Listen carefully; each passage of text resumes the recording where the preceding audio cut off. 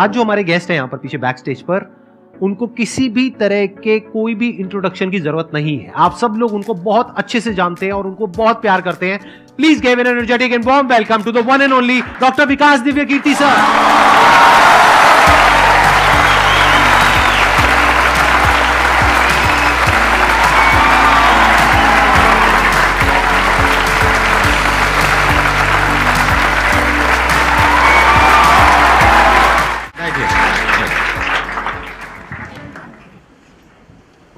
मैं सबसे पहले आपको धन्यवाद देना चाहता हूँ धन्यवाद आने के लिए। Thank you so much. क्योंकि जब से मैंने सीरीज शुरू करी है तब से हमारे कमेंट सेक्शन में कोई भी एक भी ऐसा वीडियो नहीं है जहां पर आपका नाम ना लिखा हो।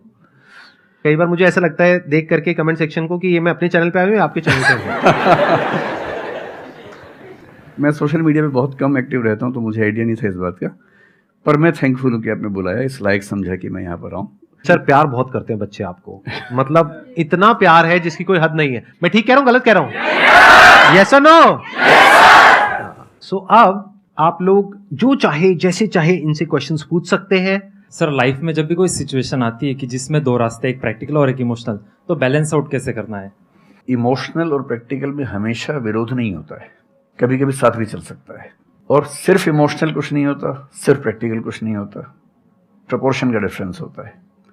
जब इमोशंस आपके दिमाग पर बहुत हावी हों, फैसला करने से बचना चाहिए, स्पेशली बड़ा फैसला।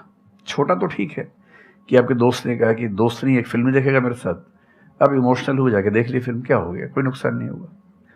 पर कोई ये कहे कि तो मुझसे प्यार नहीं करते, शादी नहीं कर सकते मुझसे और हमने शादी कर ली, ये ठीक नहीं है। सिर्फ इमोशंस में आके बहुत बड़ा फैसला मत कीजिएगा, चाहे वो करियर का हो, चाहे पार्टनर का हो, चाहे कोई भी फैसला हो। प्रैक्टिकल इतना नहीं हो जाना है कि आप मशीन, रोबोट या पत्थर बन जाएं। क्योंकि आप कितने भी सक्सेसफुल हो, यदि आप इमोशनली सक्सेसफुल नहीं है, इमोशनली स्टेबल नहीं है, इमोशनली वेलबींग के स्टेट में नहीं है, तो आपकी सक्सेस किसी काम की नहीं है, एकदम मीनिंगलेस है। So the success in totality needs emotional happiness, emotional stability as well. इसलिए इमोशंस को खारिज करके जिएंगे तो शायद कुछ अचीवमेंट्स बड़ी हो जाएं, पर वो किसी काम की नहीं है। केवल इमोशंस पे चलेंगे तो हो सकता है कि अचीवमेंट जिंदगी में ज्यादा हो ना पाए। तो बैलेंस की बात है। और सबसे अच्छा तरीका है जब बहुत इमोशंस हो, इंटेंसिटी बहुत, सिर्फ एक तरीका मैं जो अपनाता हूं, उस क्षण में फैसला नहीं करना है। कुछ भी हो, कोई कितना भी प्रेशराइज करे, सिर्फ इतना बोलिए कि मैं 24 घंटे बाद बताऊंगा आपको, थोड़ा सोचूंगा इस बारे में। और यदि आपने उस मोमेंट से खुद को बाहर निकाल लिया तो फिर आप डिटैच होकर देख पाएंगे और थोड़ा सा प्रैक्टिकल एलिमेंट भी रहे, इमोशनल एलिमेंट भी रहे, वो फैसले सबसे अच्छे रहेंगे लाइफ के लिए। मैं आपको एग्जांपल से बात समझाता हूँ। ऐसे लोग जो तैयारी कर रहे थे, अफेयर में थे, एक का सिलेक्शन हो गया, अब उसके सामने क्राइसिस ये है, स्पेशली किसी लड़की का हो गया, लड़के का नहीं हुआ। अब हमारी सोसाइटी में ना, लड़की ऊंचे पद पे हो, लड़का ना सफल हुआ हो तो बड़ा मुश्किल है सोसाइटी में, उनको शायद दिक्कत नहीं है। अब वो लड़की प्रैक्टिकल नहीं है कि मैं तुमसे शादी करूं, ये कह के अगर हट जाती है और शादी करती है किसी ऐसे व्यक्ति से जो बहुत सफल है। I know many such people personally, मैं नाम नहीं बोल सकता किसी का। मैंने जनरली पाया है कि वो लोग लाइफ में बहुत फ्रस्ट्रेशन में रहे बाद में, क्योंकि सफलता के नाम पर, प्रैक्टिकल होने के नाम पे ऐसे व्यक्ति को चुना जिसके साथ वो रह नहीं सकते ठीक से। और मैं ऐसे कई लोगों को जानता हूं जो IAS बने, IPS बने, जिनको करोड़ों रुपए के दहेज के ऑफर्स आए, साफ ठुकरा के कहा कि मैं जिंदगी एक ही व्यक्ति के साथ गुजार सकता हूं जो मेरे साथ है, और हैं, बहुत खुश हैं। अब कोई कह सकता है उनके परिवार में कि इसने प्रैक्टिकल फैसला नहीं किया, इमोशनल फैसला किया, पर अल्टीमेटली किसी चीज की वैल्यू क्या है? आपकी लाइफ बेहतर हो। यूट्यूब पे जिसके 1 लाख भी सब्सक्राइबर्स होते हैं वो मोनेटाइज करता है, 1 लाख क्या जब मिनिमम हो सकता है, खूब पैसा कमाते हैं, ब्रांड प्रमोशन करते हैं, साबुन तेल बेचते हैं बीच बीच में। आपका चैनल तो शायद देश में सबसे बड़ा चैनल है, आप चाहें तो कितना नहीं कमा लेंगे। मुझे कुछ दिन पहले एक एजेंसी के लोग मिले जिन्होंने बताया कि इनकी जैसी ख्याति है उस लेवल पर महीने में कोई 5-10 करोड़ भी कमाना चाहे तो कमा सकता है आराम से इस यूट्यूब चैनल से। तो मैंने पूछा कि वो कौन सी चीज है जो आपको इतना नहीं इस रास्ते पर जाते, मैं वो जानने में इंटरेस्टेड हूँ। तो 10 मिनट की बात के बाद मैं समझ में आ गया, क्योंकि अल्टीमेटली अगर मैं अपनी वैल्यू के खिलाफ चला गया तो खुश कैसे हो जाऊंगा? पैसा मुझे कैसे खुशी देगा जब मैं ही नहीं रहा, तो खुशी किस बात की? इसलिए इतना प्रैक्टिकल मत होना कि अपनी माँ के, पिता के, भाई बहन, दोस्त जो प्रेमी प्रेमिका है उनके इमोशंस के साथ खेलने लगो। इतना प्रैक्टिकल कभी मत होना, इतना इमोशनल मत होना कोई आपको बेवकूफ़ बना सके, बात बात पर बेवकूफ़ बनाता रहे। और बैलेंस जिंदगी जो है ना वो मध्य मार्ग में है, जिंदगी एक्सट्रीम पे नहीं है, मध्य में है। तो प्रैक्टिकल और इमोशन का बैलेंस रखिए, लाइफ बढ़िया होगी।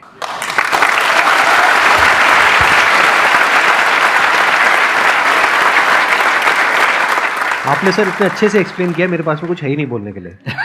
यूजुअली मेरे पास में कुछ होता है ऐड करने के लिए, लेकिन आपने पूरा ही उसका ऐसा निचोड़ निकाल दिया। आपने YouTube पे इतना बोला कि सच में नहीं बचा होगा आपके पास। 6-7 साल पहले की बात है, मेरी एक स्टूडेंट थी जो सुसाइड कर थी उस समय। उसके घर में कुछ ऐसी ट्रेजेडी, उसकी मदर की डेथ हुई थी, और एक ऐसी ट्रेजेडी जो बहुत ही रेयर किस्म की ट्रेजेडी है जो शेयर करना ठीक नहीं है यहाँ। तो वो मेरे पास आई और मुझे लगा कि आज मैं पहली बार किसी ऐसे व्यक्ति से बात करूं जो डिप्रेशन में है और सुसाइड कर सकता है अगले 1-2 दिन के अंदर अंदर। अब मैं परेशान था कि मैं कैसे मैनेज करूं, और मुझे मोटिवेशन की ऐसी जानकारी उस समय तो बिल्कुल नहीं थी, बाद में थोड़ा बहुत पढ़ा। तो मैंने उससे कहा कि अच्छा तुम घर जाओ, मैं कुछ देखता हूँ। फिर मैं घर गया, नेट पे सर्च करना शुरू किया। करते करते मुझे आपका एक वीडियो मिल गया, अनस्टॉपेबल, शायद कुछ आपने एक वो बनाया था उस समय। तो मैंने वो थोड़ा सा देखा, 10 मिनट का। मुझे लगा कि ये जो है ना, ये इंजेक्शन है किसी मतलब डिप्रेस्ड व्यक्ति को तुरंत मोटिवेट करने के लिए। तो मुझे ध्यान है कि मैंने उसको वीडियो का लिंक भेजा। मैंने कहा देखो, जिंदगी अपने रास्ते पे चलेगी, ठीक हो जाएगी। जब जब मूड ऐसा हो, बहुत डिप्रेसिंग हो, सुसाइडल मन करे, उस समय वीडियो देखना ध्यान से, और कम से कम उस बुरे फेज से बाहर निकल जाओगी। और फिर मैंने वो वीडियो अपने फैमिली में भी 2-3 बच्चों को भेजा, जो बच्चे उस क्राइसिस में होते थे। तो मैं बहुत थैंकफुल हूँ उन सब बच्चों की जान बचाने में, क्या बात कर बड़ी भूमिका है। Thank you so much sir, it means a lot to me. ये तो आपने बहुत बड़ी बात कह दी सर, मेरे लिए बहुत बड़ी बात है। नहीं, कई बच्चों की जान बचाई होगी आपने जरूर। जो वो एक मोमेंट होता है, उस मोमेंट में कोई बचा ले तो लोग बच जाते हैं, वो मोमेंट क्रॉस हो जाए तो फिर चीजें बिगड़ जाती हैं। हेलो सर, नमस्ते। नमस्ते सर, बोथ ऑफ यू, मैं हमेशा से आप दोनों की बहुत फैन रही हूँ।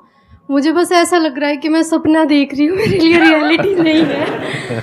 मुझे बस आपसे ये जानना, मैं हर मतलब एवरी डे 8 से 10 आवर में पढ़ाई करती हूँ, बट मुझे कभी कभी बहुत डिमोटिवेशन आ जाता है कि होगा नहीं होगा, क्या होगा। डिमोटिवेशन अगर आपको दिन भर में 1 घंटे आता है? नहीं सर, ऑलमोस्ट टाइम पढ़ाई करने के बाद 2-3-4 दिन के बाद ही होता है। हाँ, कंटिन्यूसली अगर महीने में 4-5 बार आता है और 1-1 दिन के लिए आता है तो इसका मतलब आप एकदम ठीक हैं।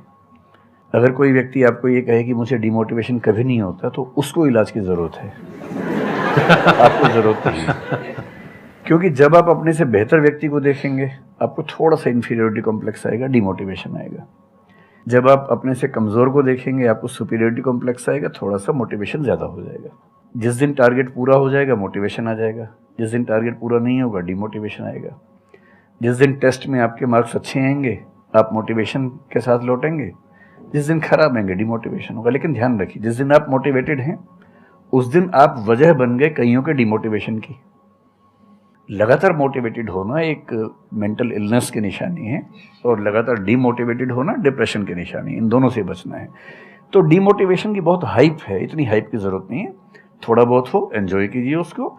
और जब जब लगे कि ज़िंदगी बहुत ख़राब चल रही है, तो मैं जो करता हूँ, अजीब सा लगेगा आपको, मैं कभी कभी शमशान घाट चला जाता हूँ। सर, मैंने ये सुनी है, आपने वीडियोस में भी कहा है। सच में चला जाता हूँ, या ट्रॉमा सेंटर चला जाता हूँ देखने के लिए। ट्रॉमा सेंटर में जाके 1 घंटा बैठ के आ जाइए, मोटिवेशन आ जाएगा। और समझ लीजिए कि हम जैसे हमसे कम उम्र के लोग वहाँ जल रहे होते हैं, तो लगता है हम जिंदा तो हैं। अगर मैं थोड़ा सा कॉग्निटिव लेवल पर बात करूँ, एक बहुत बड़ा साइकोलॉजिस्ट हुआ, उसका नाम है ब्रेंटानो, कभी सर्च कीजिएगा उसको। ब्रेंटानो ने ह्यूमन कॉन्शियसनेस को स्टडी किया, और उसने ये बताया कि ह्यूमन कॉन्शियसनेस की बेसिक नेचर है कि जो हमारे पास है वो हमें नजर नहीं आता, जो नहीं है वो नजर आता है। तो the consciousness of lacking something is the nature of human consciousness. इसलिए इसी बात को एक शेर में, बहुत प्रसिद्ध शेर में कहा गया है, दुनिया जिसे कहते हैं जादू का खिलौना है, मिल गया सो मिट्टी है, नहीं मिला वो सोना है।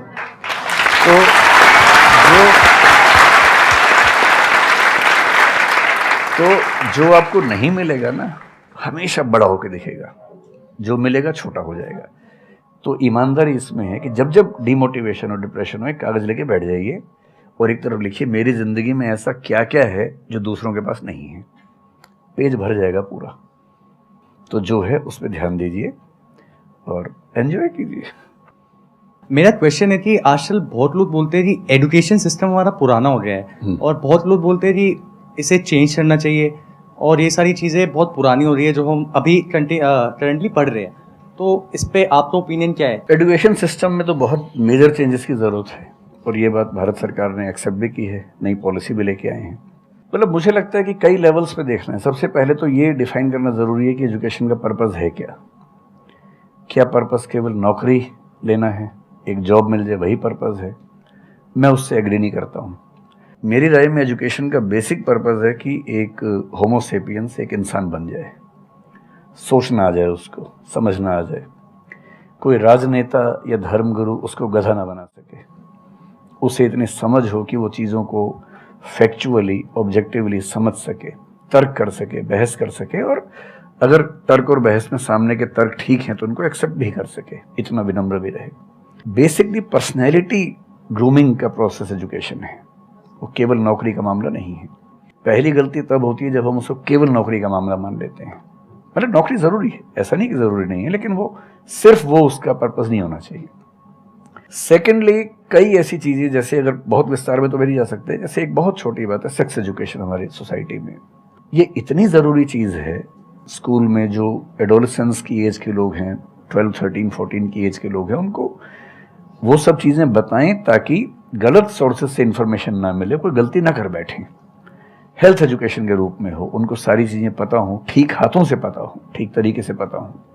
फिर मेरा ख्याल है कि जैसे IITs में अब तो होने लगा है, पहले क्या था कि हम टेक्नोलॉजी सेंट्रिक एजुकेशन पर ज़्यादा फोकस करते थे कि आपने मशीन को समझ लिया, तकनीक को समझ लिया, हो गया, इंसान को नहीं समझा। टेक्नोलॉजी पढ़ने वाले लोग समाज और इंसान से एकदम कटे हुए थे। अब तो ह्यूमैनिटीज़ के कुछ सब्जेक्ट्स पढ़ाने की परंपरा शुरू हो गई है। एक होलिस्टिक एजुकेशन हो।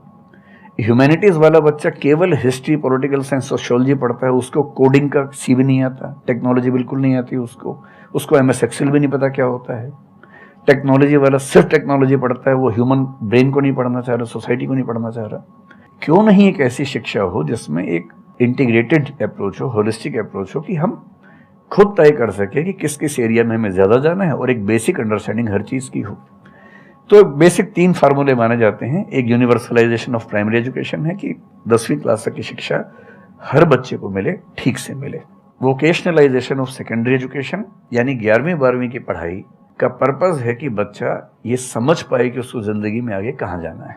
और फिर जो हायर एजुकेशन है वो सबको करने की ज़रूरत नहीं होनी चाहिए, वो शौक पूरा करने के लिए नहीं है, वो शादी का वेटिंग रूम नहीं है, वो उसके लिए है जिसको सच में आगे पढ़ना है, वो उतना पढ़े, सब्जेक्ट चूज़ करे और फिर उसमें गहराई से रिसर्च करे ताकि डेवलपमेंट के रास्ते पर अब बढ़ें। हम एजुकेशन के मामले में बहुत बुरी स्थिति में हैं।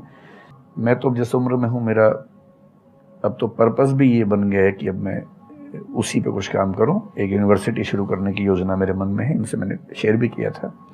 और मैं जिस तरह का विश्वविद्यालय सोचता हूं वो नौकरी देने के पीछे पागल नहीं होगा, वो होमो से कायदे का इंसान बनाने की कोशिश करेगा। नौकरी तो उसका एक पार्ट है। मतलब आप जितने भी सफल लोगों को देखेंगे जनरली, जैसे मैंने इन्हीं से पूछा, ये जिस फील्ड में सफल हैं, इनका जो करियर है, अगर मैं इसको छोड़ भी दूँ तो अदरवाइज भी जो इनका करियर है वो उस विषय से जुड़ा हुआ नहीं है जो इन्होंने पढ़ा है ग्रेजुएशन में। मेरा भी नहीं है, आमतौर पे किसी का भी नहीं है। 90% लोगों को मैं देखता हूँ जो सक्सेसफुल हैं, उनके ग्रेजुएशन के सब्जेक्ट में और लाइफ की फील्ड में कोई लिंक नहीं है।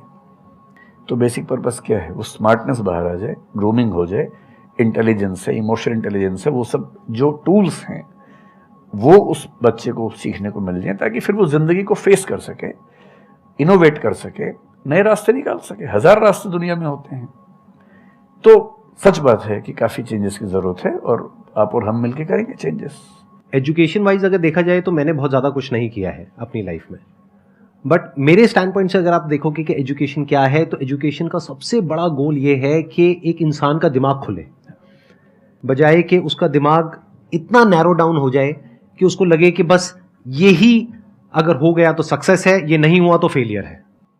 आप अनगिनत तरीकों से अपने गोल को, अपने पर्पस को, या जो भी आप करना चाहते हो उसको अचीव कर सकते हो। एजुकेशन का सबसे बड़ा गोल ये होना चाहिए, और वही मेरी कोशिश है अपने इन सेशंस के थ्रू करने की, कि एक इंसान का दिमाग खुल जाए, उसके दिमाग में एक पॉसिबिलिटी माइंडसेट आ जाए, ना कि एक लिमिटेड माइंडसेट हो कि बस ये हो गया तो बहुत है। अब प्रॉब्लम क्या है, ये जो लिमिटेड माइंडसेट है ये बहुत लोगों का है, करोड़ों लोगों का है, तो वहां पे कंपटीशन भी बहुत है। पॉसिबिलिटी माइंडसेट जबकि देखा जाए तो ज्यादा इंटरेस्टिंग है, लेकिन बहुत कम लोगों का है और वहां पे कंपटीशन कम है।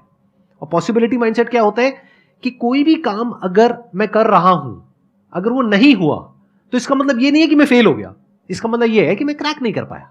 There has to be a way. ये एजुकेशन काम अगर कर दे तो रियल एजुकेशन हो गई हमारी। मतलब एक इंसान को, हाँ सॉरी, थॉमस एडिसन बल्ब के आविष्कार में लगा हुआ था, हाँ जी, 1000 बार फेल हुआ। तो किसी ने उससे पूछा कि यार तुम बार बार करते होता तो है नहीं तुमसे, क्यों कर रहे हो? तो उसने पता है क्या कहा, हर फेलियर के बाद मैं ये जानता हूं कि बल्ब इस तरीके से भी नहीं बन सकता, और अब मैं 1000 तरीके जानता हूं कि इन तरीकों से नहीं बनेगा, और उसके बाद वो तरीका ईजाद हुआ जिससे बना। एजुकेशन से एक इंसान का दिमाग इतना खुल जाए कि सबसे पहली चीज तो उसको ये समझ आए कि मैं कुछ भी नहीं जानता हूं। हाँ, एकदम ठीक बात है। एजुकेशन मस्ट बी सच कि वो लाइफ लॉन्ग आपका एक क्वेश्चनिंग माइंड बना ही रहे, कि आप कहीं भी हो, कुछ भी कर रहे हो, आपके दिमाग में क्वेश्चंस चले, questions related to the problems. जो भी आप काम कर रहे हो वो क्या है, अल्टीमेटली प्रॉब्लम सॉल्विंग है, तभी उस काम में वैल्यू है। अगर किसी की कोई प्रॉब्लम ही नहीं सॉल्व कर रहे हो तो उसमें वैल्यू कहां ऐड हो रही है, और वैल्यू नहीं ऐड होगी तो आपको पैसा कैसे मिलेगा, फिर चाहे जॉब हो चाहे बिजनेस हो। सो द आइडिया इज कि आपका दिमाग ये चलना चाहिए, अच्छा ये प्रॉब्लम है ना, पहले तो मुझे नहीं पता है कि इसको सॉल्व कैसे करना है, क्योंकि अगर आपको पहले से ही पता है तो आपको वही पता है जिस तरह से वो प्रॉब्लम सॉल्व होती आई है। That may not be relevant in today's context, but still आप उसको उसी तरह से सॉल्व करोगे जिस तरह से सब कर रहे हैं। वहां पर कंपटीशन है, फिर आप कहोगे कि कुछ हो नहीं रहा है। सो द आइडिया इज कि पहले तो ये प्रॉब्लम है जो मुझे अच्छे से समझ आई, मैंने इस पे फोकस किया, अब इसको सॉल्व करने के इन्फिनिट तरीके हैं, एक रास्ता नहीं है, बहुत सारे रास्ते हैं, मुझे पता नहीं है। This is the goal of education, कि मुझे नहीं पता है लेकिन पता किया जा सकता है। This is another goal of education. उसमें से कुछ तरीके काम करते हैं, ये भी हमको क्लियरली पता होना चाहिए। मतलब job personality must be dynamic, it must not be static. जैसे मैंने देखा है बहुत लोगों को जो मुझे मिलते हैं, कुछ लोग हैं उसमें से जो, जैसे मैं सर से मिला अभी ऑफ कैमरा, हम लोग बैठे हुए थे, डिस्कशन कर रहे थे, तो it was a great experience sir आपके साथ में बैठ करके, जिस तरह से, जिस ठहराव से सर बात कर रहे थे, जिस तरह से चीजों को सुन रहे थे, समझ रहे थे, और मैं क्वेश्चंस पूछ रहा था, ये मेरे से क्वेश्चंस पूछ रहे थे, तो there was a conversation which was going on. On the other hand there are some people जिनसे मैं कभी कहीं मिला तो उनकी अप्रोच क्या है कि मुझे सब पता है, वो गड़बड़ हो जाती है। शिक्षा की दुनिया में बहुत प्रसिद्ध कहावत है, भारतीय अगर परंपरा में देखें तो विद्या ददाति विनयम में एक बहुत प्रसिद्ध कथन है। अगर कोई पढ़ा लिखा आदमी अपने ज्ञान की वजह से अहंकार करे तो मान लीजिए कि वो पढ़ा लिखा नहीं है, पढ़ाई उसके दिमाग पर हावी हो गई है, अभी उसको अंदाजा नहीं है कि कुल संसार के ज्ञान में उसकी हिस्सेदारी डेसिमल में भी नहीं है। और जिसको ये पता है कि मेरा ज्ञान बहुत कम है वो विनम्र ही रहेगा। और इसलिए जो बड़े प्रोफेसर्स हैं, अगर आप कभी सुनेंगे, मैं जानता हूँ, मैं यूनिवर्सिटी में जब पढ़ता था, सबसे बड़े प्रोफेसर क्या बोलते थे कि मैं इस विषय का विद्यार्थी हूँ, कभी नहीं बोलते थे कि मैं प्रोफेसर हूँ। इतना साहस किसी में कैसे कि मैं प्रोफेसर हूँ? अरे आप जिंदगी भर स्टूडेंट बने रहेंगे तो ही काफ़ी है, उससे बड़ी बात तो सोचने भी नहीं चाहिए। बहुत बड़ी बात है।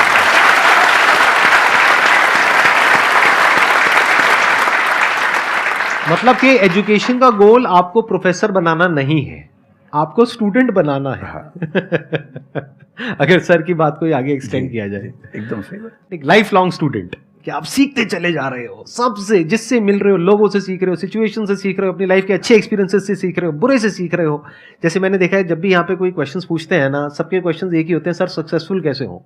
कभी मैंने आज तक ये क्वेश्चन नहीं सुना किसी का भी जो इससे बड़ा क्वेश्चन है, जो आप रिलेट कर जाएंगे कि सर सक्सेस हमारा दिमाग खराब किस तरीके से करती है, या सक्सेस का क्या माइनस पॉइंट है। सही बात। सक्सेसफुल होने से बड़ा है मीनिंगफुल होना, सार्थक होना। सफल होना छोटी बात है, सार्थक होना ज्यादा बड़ी बात है। सर मेरी लाइफ में बहुत सारे सर्कमस्टांसेस आते हैं जहाँ पे मतलब हमें ये लगता है, बहुत सारे निगेटिव थॉट्स आते हैं कि मतलब आगे कैसे बढ़े, how to get rid of fear of failure. Sir कैसे हम इसको हैंडल करें। अगर हम कोई किसी चीज़ को शुरू करना चाहते हैं सर, तो हमारे दिमाग में बहुत सारे निगेटिव थॉट्स चलते रहते हैं, हो पाएगा नहीं हो पाएगा, बहुत तरह के नेगेटिव क्वेश्चंस आते रहते हैं सर। तो इसको कैसे हैंडल करना है सर इस सिचुएशन को? फियर ऑफ फेलियर थोड़ा सा ठीक भी है जी। ये हमें रोकता है उन दिशाओं में जाने से जहाँ हमें जाना भी नहीं चाहिए।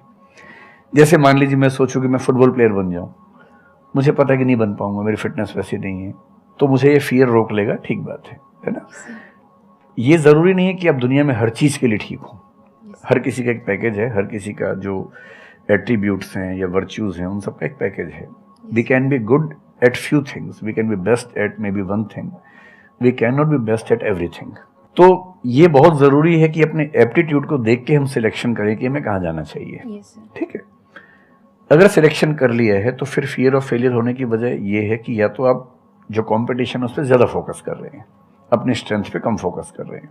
मेरे ख्याल से स्ट्रेंथ पे फोकस करना, कुछ अच्छे लोगों की कंपनी में रहना जो थोड़ा सा मोटिवेट करते हों, अच्छे दोस्त हों, लगातार मनहूस टाइप की बात ना करते हों, ऐसे लोगों के साथ रहना, कुछ रिक्रिएशनल एक्टिविटीज़ उससे बाहर निकल के थोड़ा खेलना कूदना, मतलब फिजिकली फिट रहना, वो सब रहेगा तो हार्मोन्स जो हमारे दिमाग में आते हैं उससे, फिजिकल एक्टिविटी से, जो एंडोर्फिन्स वगैरह हैं, हैप्पी हार्मोन्स हैं, डोपामाइन वगैरह है, वो रिलीज होते रहें तो हम वैसे भी बहुत फियर से बचे रहते हैं। और अंत में मेरा तरीका ये है कि अगर मैं कुछ नहीं करूँगा तो फेल होना तय है, करूँगा तो चांस है कि फेल होऊंगा या पास हो जाऊँगा, तो नहीं करने में तो तय है कि फेल हो गया, तो क्यों नहीं चांस ले लेते हैं। और एक जगह फेल होऊंगा तो तय मान के चलिए कि दूसरी जगह मेरे फेल होने के चांस कम होगा, क्योंकि मुझे एक एक्सपीरियंस है प्रयास करने का और फेल होने का, और वो एक्सपीरियंस किसी ना किसी क्वांटिटी में हर फील्ड में काम आता है, मैच्योरिटी आपके अंदर आती है। और मैं एक शेर अक्सर यूज़ करता हूँ, बहुत बहुत प्रिय शेर मुझे है, और मुझे सच में लगता है कि ज़िंदगी को जीना बहुत आसान काम है, मुश्किल काम नहीं है। असली बात है कि आप प्रयोग करें, कोशिश करें, और हार जाएं तो दूसरी कोशिश करें। और मैं इसीलिए एक लाइन हमेशा बोलता हूँ, क्यों डरे, ज़िंदगी में क्या होगा, कुछ ना होगा तो तजुर्बा होगा।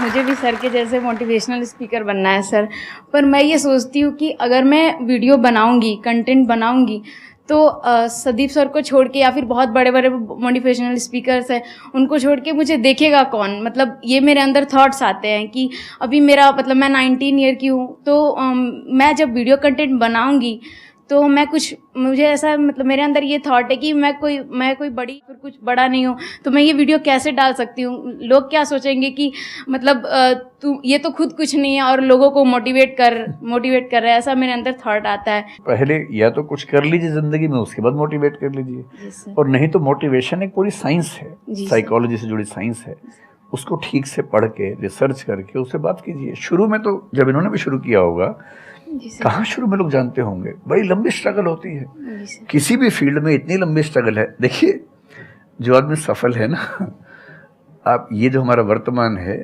ये ऐसे ही नहीं बन गया है। हर सफल आदमी का एक बहुत लंबा अतीत होता है जिस पर नज़र किसी की नहीं होती है। और बशीर बद्र ने एक बड़ी गहरी बात कही थी, फूल मुझे कोई विरासत में मिले हैं, तुमने मेरा कांटों भरा बिस्तर नहीं देखा।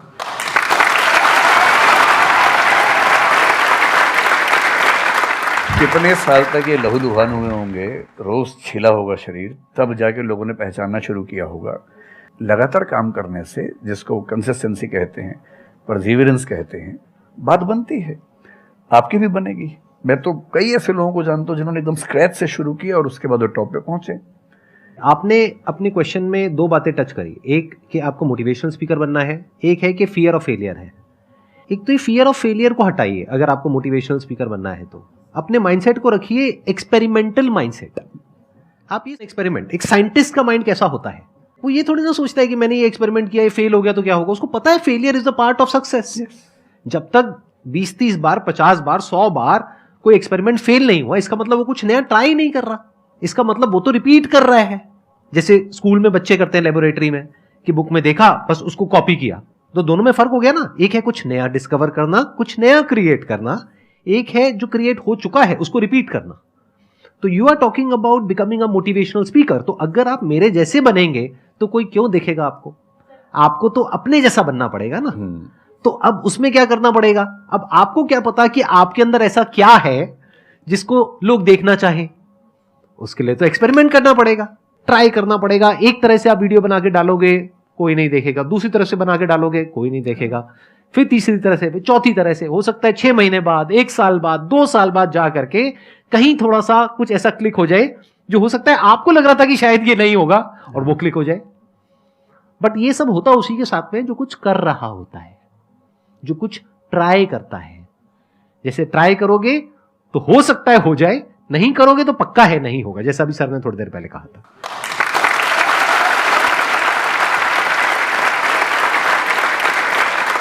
Thank you so much sir, यहां पर आने के लिए।